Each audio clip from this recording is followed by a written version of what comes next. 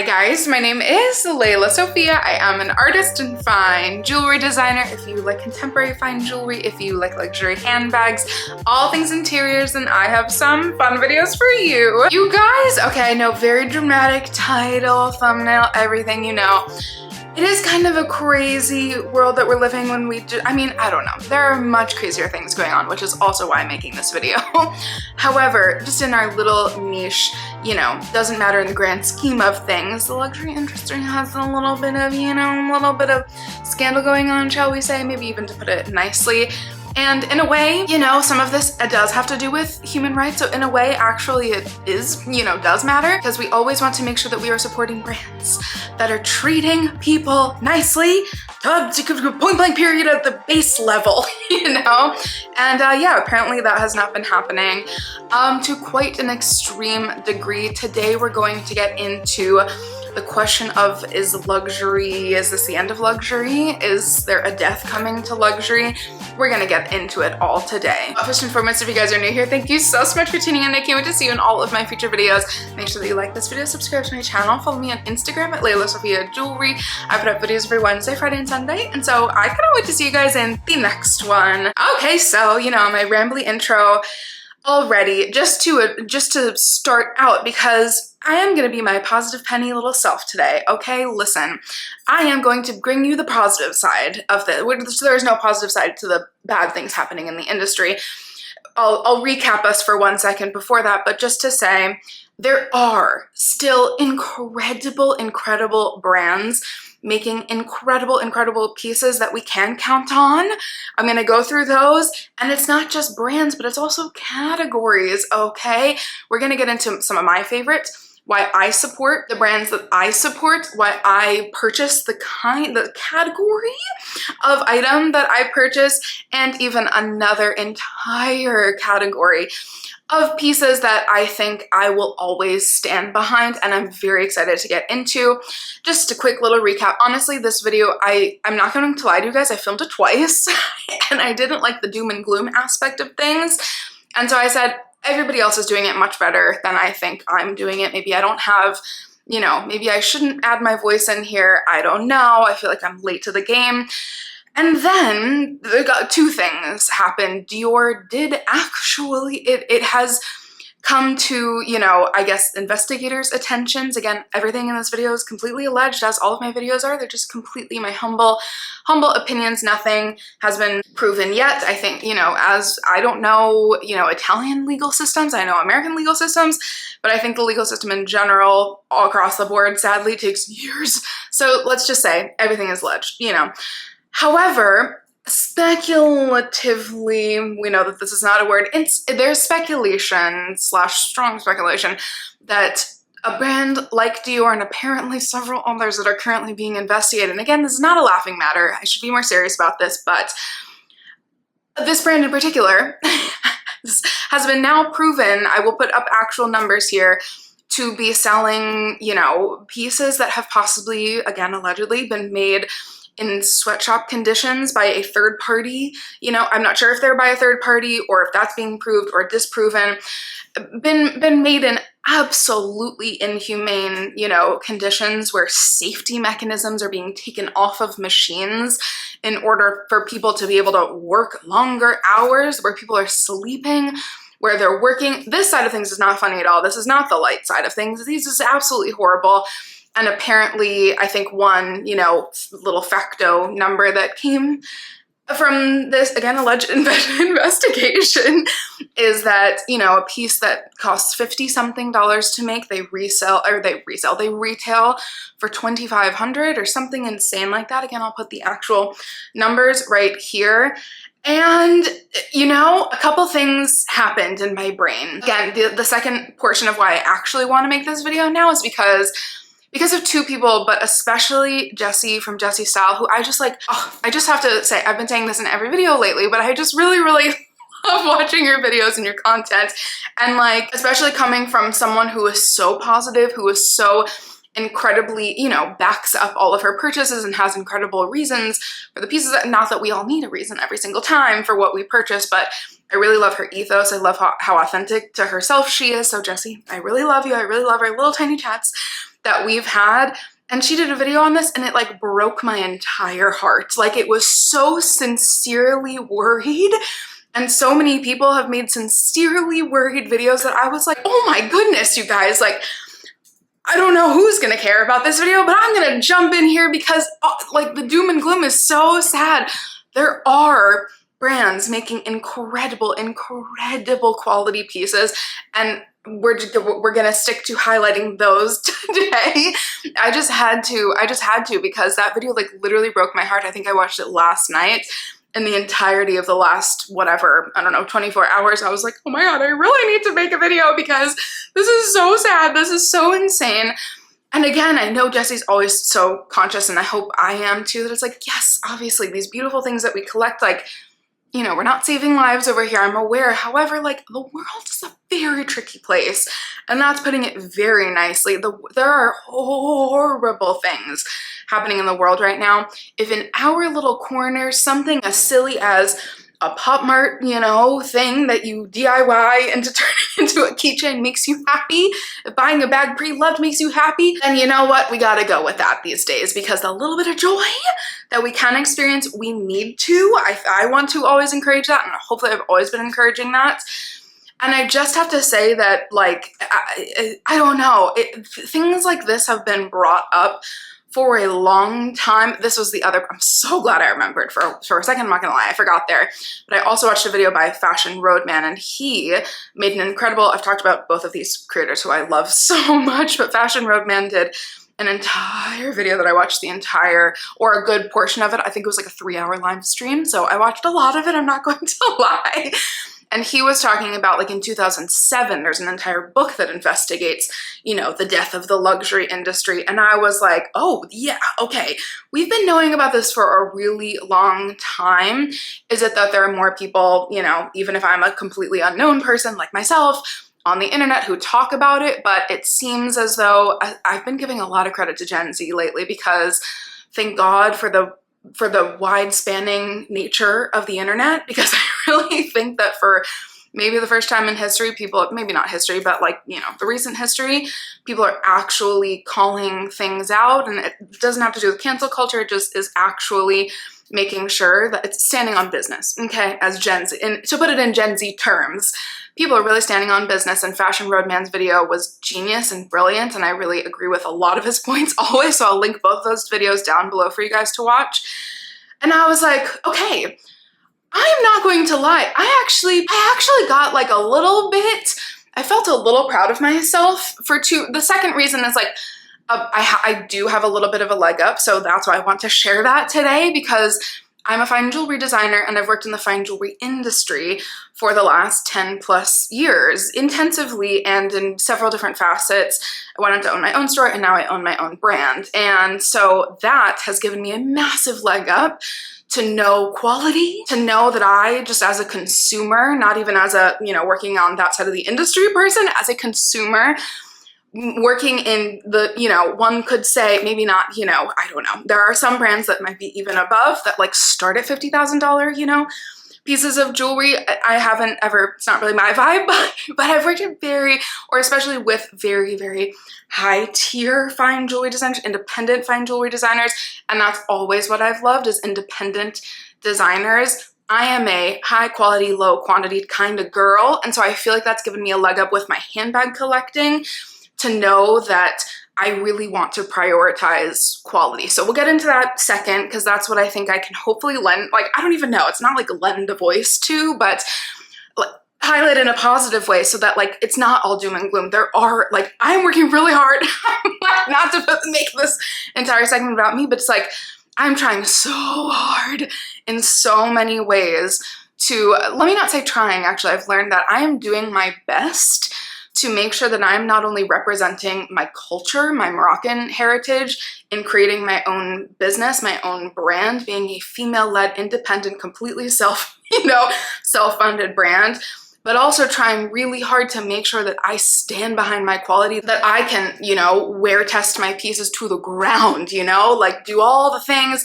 to make sure that I give you the highest quality that I could possibly deliver at this very moment. And I know my fellow jewelry designers are doing the same thing, the people that I mention in my videos. And so, sorry, that's my second point, which I completely just bogarted my first point as or with, however you say that. But it has given me a leg up because I've said this story 1,000 million billion trillion times, but I discovered my love for Bottega like 3 years ago. That was my thing. But my mom introduced me to the insane quality of the row. And my aunt, who is no longer with us, introduced me to the insane quality of like vintage jewelry and vintage really cool, even if it was custom jewelry, like my Donna Karan gigantic medallion from the 80s that she gifted me before she passed. Like, I've had incredible women in my life who will literally show me what incredible heirloom pieces can still be not either made or like created in this life, meaning if I buy a vintage piece, I can hope to pass it down as well because I stand behind that quality. And so I figured out that Bottega Veneta for me, because of their process, because of their insane, like, guess, I don't know if they're patent, I think they are like patented Moon. I really need to have my friend Moon on here, who you guys have met during my last vlog, because she knows like actually the ins and outs. She's a literal accessory design major at FIT, so I need to have the expert in here. But essentially, I know and I trust Bottega's craftsmanship and their factories, and I know and trust that. Of course, I know and trust Hermes quality, but you know, my one Hermes piece that I will insert a photo of right here because she's up on my top, it's not even my top shelf, tippity top of my little cabinet. Of course, Hermes has the best quality. I am not in the tax bracket to be collecting vintage Hermes, so we're getting there. Don't worry, it's coming, absolutely. I just know my lane, you know? And my mom introduced me, so thank you, Mom. I thank you in every single video. I'm sure all of my people are so, you know, okay, we get it. We love your mom, and she's done all this, so whatever. Thank you, I have to say thank you every single time.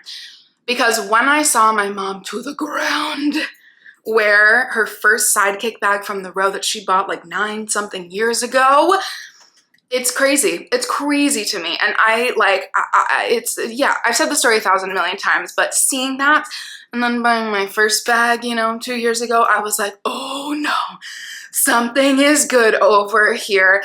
I think that because of my little leg up, because of how insanely spoiled I was to be a baby working in the fine jewelry industry. Don't worry, I know how old I am. I know that 10 years is a wild statement, but I was a literal baby in college, you know, interning and then working at like cool fine jewelry stores that I thought I was not cool enough to be, you know, entrenched in.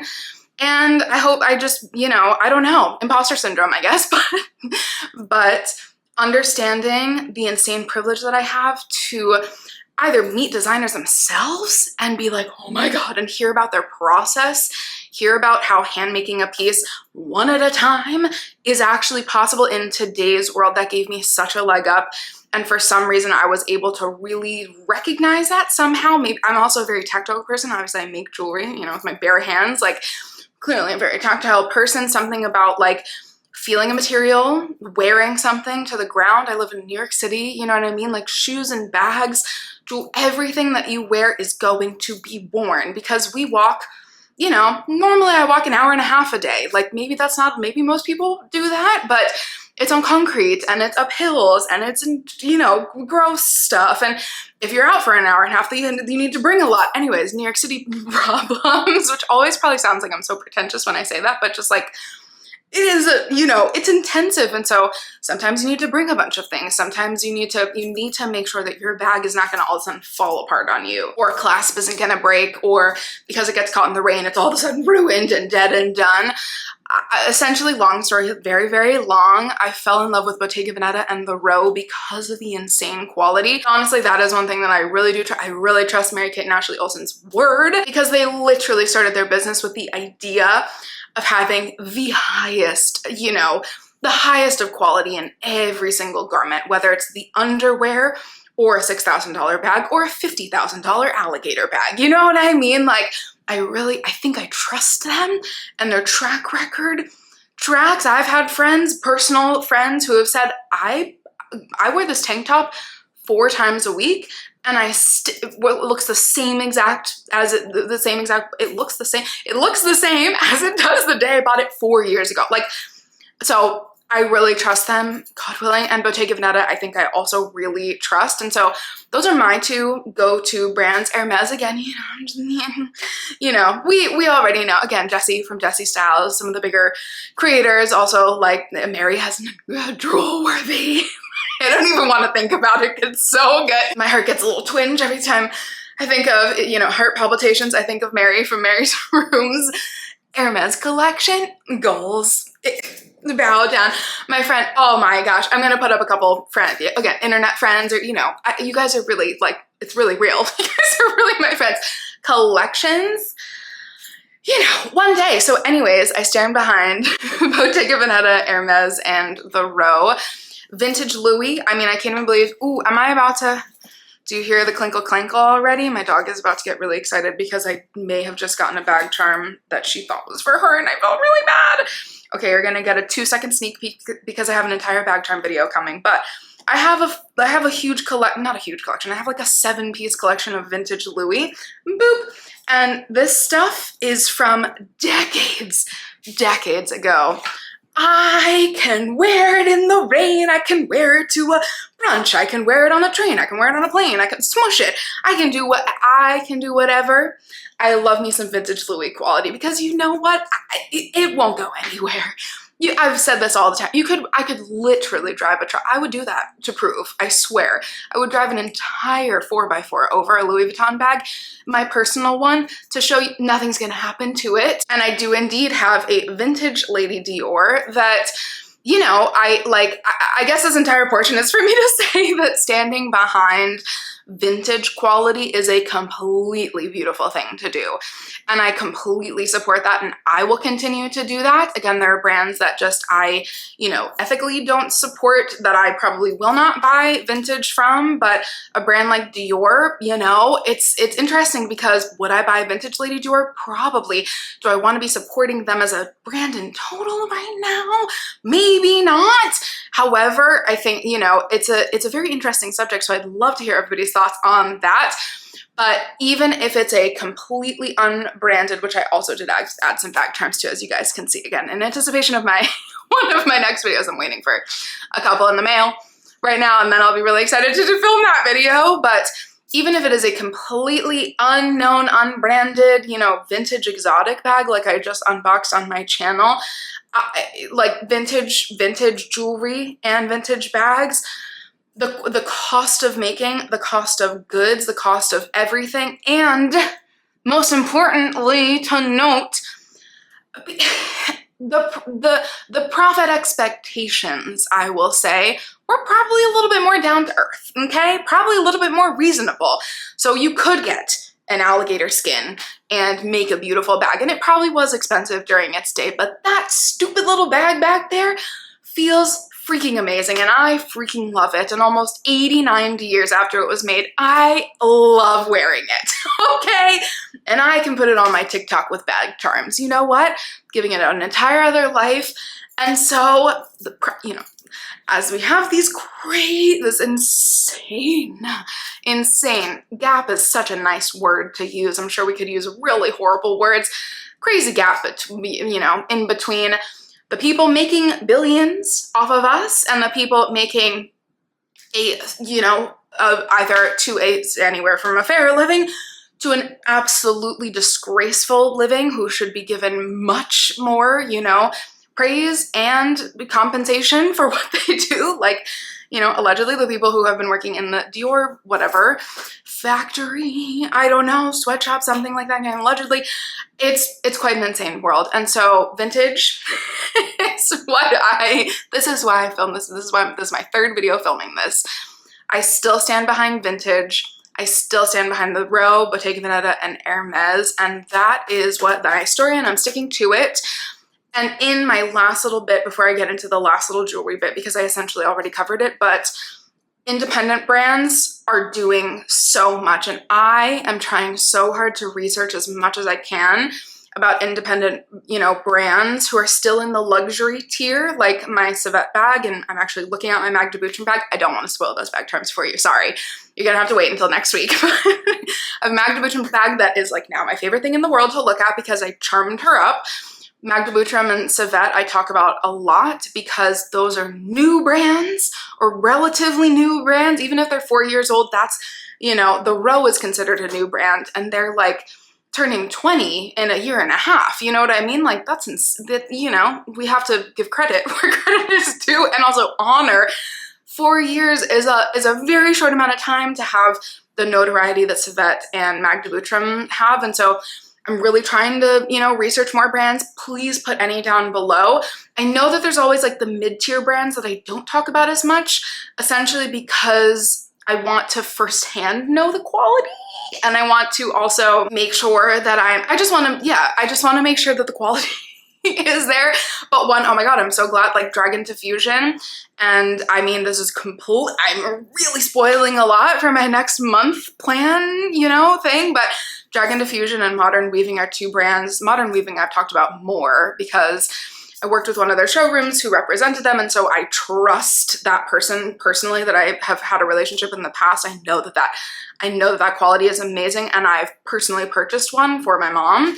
That quality is insane. And so Dragon Diffusion, Modern Weaving, like I want to, it's 4 right there, but you know, that's a start, but I want to start incorporating more brands who are considered still luxury, but you know, that aren't problematic, let's just say. And you know, I don't know why I'm so afraid to film these types of videos, but my last point, I guess, just to end with, is that find jewelry, okay? And I know so many people have said this. I know Cassie Thorpe has been saying this. I know a lot of people have been saying this, but I almost said the entirety, but a very strong portion of the fine jewelry, the contemporary fine jewelry industry. So my little corner of the industry, because of course you have diamonds, and you know, people have their opinions on that, and I am very strongly opinionated about lab-grown diamonds. I'm not, you know, I'm personally not for lab-grown diamonds. I'm for natural, antique, and reclaimed diamonds only.